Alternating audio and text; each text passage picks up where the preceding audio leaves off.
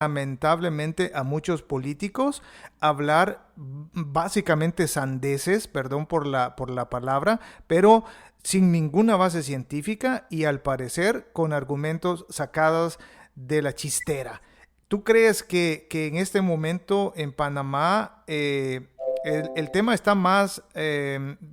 condicionado a la opinión política o a la presentación de pruebas médicas e investigativas?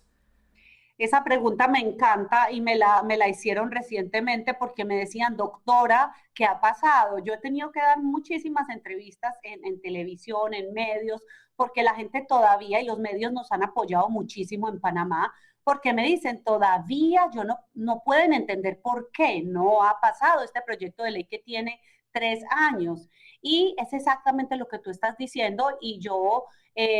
trato de alejarme de la política en el sentido de que yo no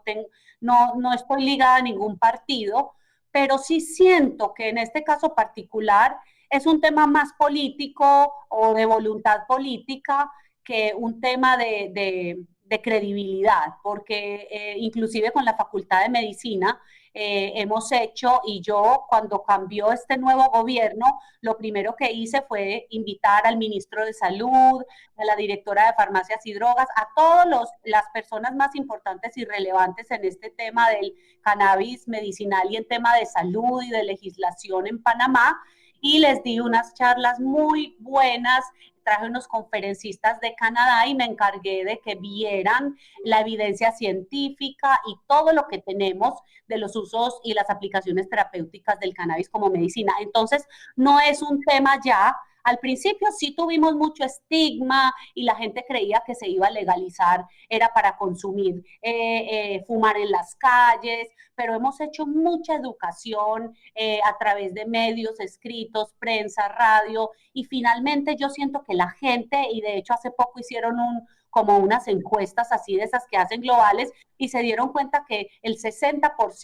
65% de las personas en Panamá están de acuerdo con que se legalice el cannabis medicinal. Entonces siento que esto es más que se necesita la voluntad política de hacerlo, más que demostrar si el cannabis es bueno o no, o si tiene aplicaciones terapéuticas. Y es una lástima porque realmente lo que los legisladores y los senadores, su función es legislar para el pueblo y realmente los pacientes, que son el pueblo, necesitan esta medicina. Entonces yo soy muy optimista y tengo fe que este año este va a ser nuestro año decisivo y vamos a tener la ley aprobada para todos nuestros pacientes. ¿Hay algunos otros, digamos, condicionantes o elementos sociales en Panamá que estén de alguna manera, digamos, no evitando, pero más bien costando cambiar en términos de opinión? Estoy hablando de algunos términos sociológicos o culturales o religiosos. Mira que no, yo, y te lo digo precisamente porque al principio, hace 3 años, cuando empezamos con esto, yendo a la Asamblea Legislativa, pidiéndoles que se presentara un proyecto de ley para la legalización, sí había estigma, estaban las miradas y las caras largas, estaba la gente con prejuicios, pero después de todos estos 3 años de educación que hemos hecho, la gente ya sabe, conoce, entiende que lo que se va a legalizar es el cannabis grado medicinal. Aquí nadie está hablando de recreativo ni nada de eso, que es a lo que la gente en las culturas conservadoras como las latinoaméricas le temen, y más por el estigma que hemos vivido en países como Colombia, como México, la guerra contra las drogas. Entonces, pero ahora yo no siento que en la atmósfera, en el pueblo y en la gente y en los médicos no existe eso. Obviamente existen los médicos ya de lo que uno llama vieja guardia, que algunos dicen que no, pero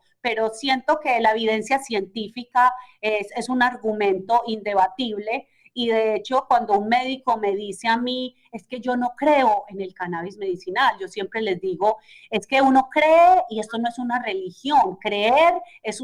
algo relativo a religión. Esto no es una religión, es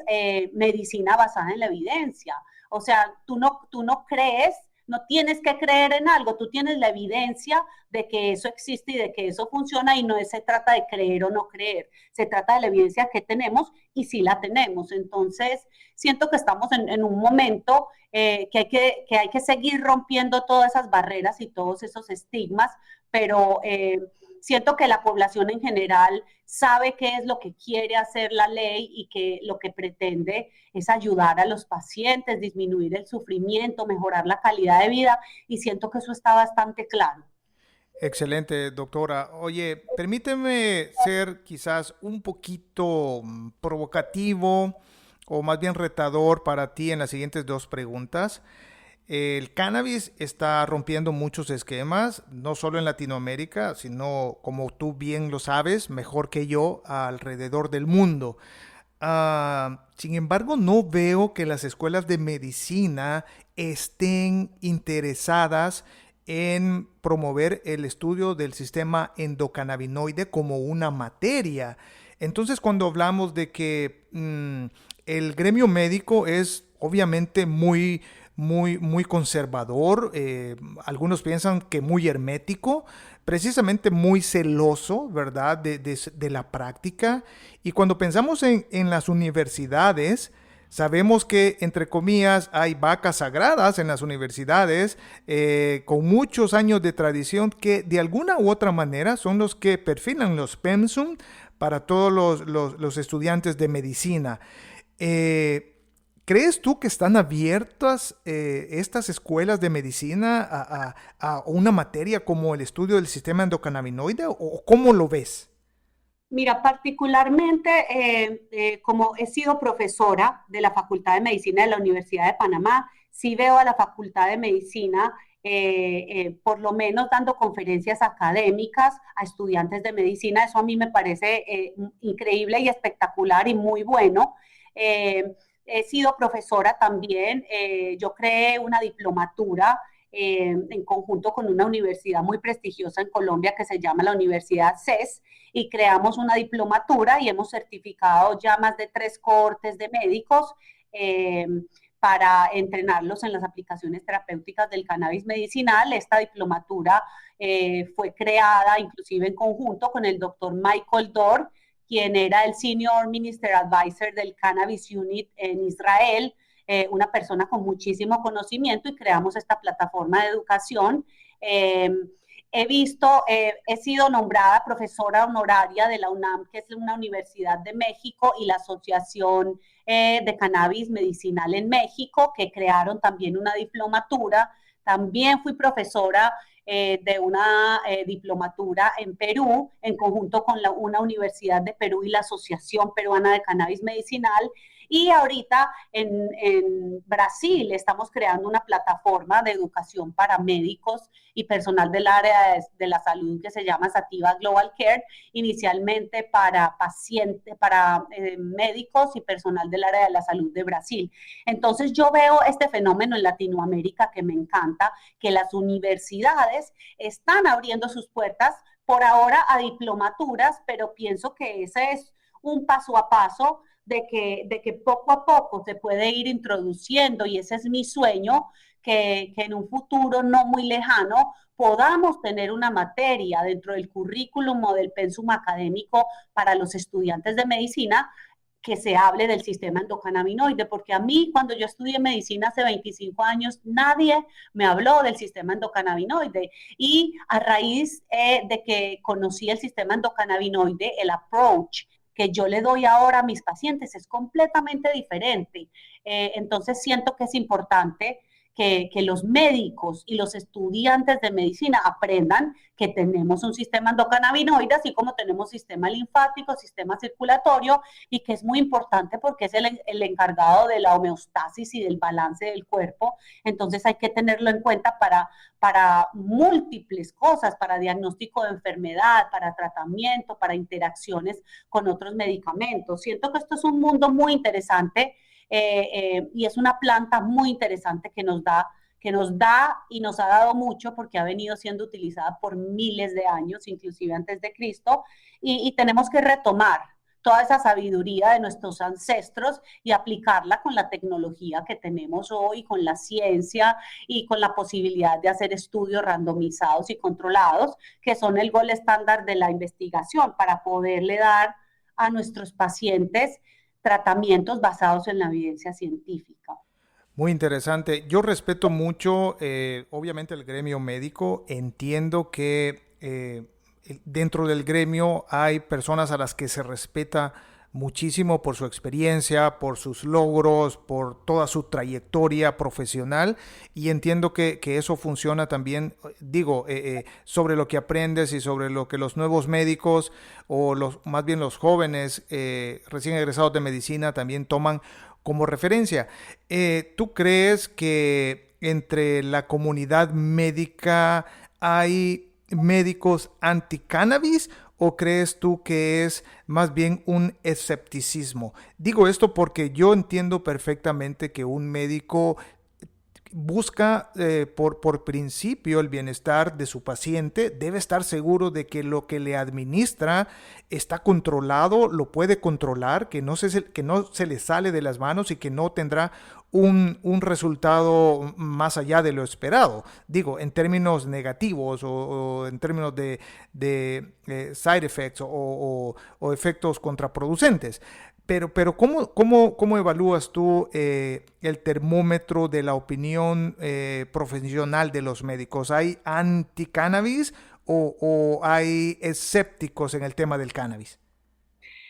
Mira, yo personalmente he visto más escepticismo, pero ese escepticismo es bueno porque como médicos tenemos la obligación de cuestionar y de buscar evidencia para sentirnos tranquilos en el momento de recetarle a nuestros pacientes algún tipo de tratamiento. Ese escepticismo a mí me gusta y me he enfrentado mucho a eso porque de hecho la mayoría de la educación que yo hago es para médicos, entonces me pasa y es un fenómeno que me gusta. Al principio me ponía como nerviosa, pero ya después de que lo he hecho tantas veces, es un reto bonito ver que llego a dar una clase en un salón lleno de médicos de todas las edades, médicos de 70 años, de 80 años, de 30, 40, recién egresados, y uno ve caras largas, caras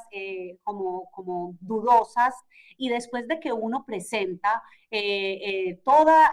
la maquinaria y la manera en la que el sistema endocannabinoide funciona, las bases científicas, los estudios, y después de que se presenta la evidencia científica, cuando tenemos journals y papers que son tradicionales en medicina de toda la vida, el British Journal, el New England Journal of Medicine, la revista Nature, Neurology, o sea, todos estos journals que son científicos y académicos han hecho publicaciones referentes a evidencia científica de utilización de cannabinoides. Entonces, cuando tú le presentas esa evidencia a un médico que es escéptico, no queda más nada que decir, porque si tú estás presentando estudios randomizados, controlados, que son el gol estándar, no, ahí no hay debate porque tenemos evidencia científica. Obviamente lo que uno no puede hacer, y no lo hago yo como médico, es pararme a decir que es que el cannabis sirve para todo, que es una cura para todo, que te cura el dolor de la uña, que te cura el dolor del pelo, porque eso ya sería algo irresponsable, pero siempre y cuando uno hace statements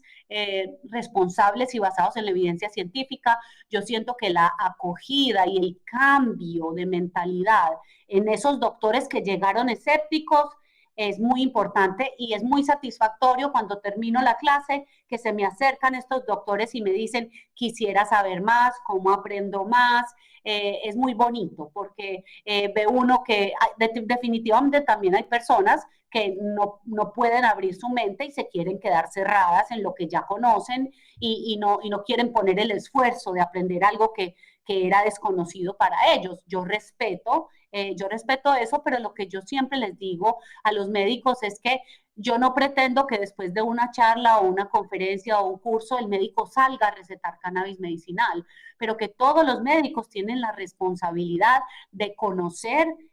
cómo funciona el sistema endocannabinoide y de conocer cuáles son las aplicaciones terapéuticas, porque aunque ellos no quieran recetar el cannabis,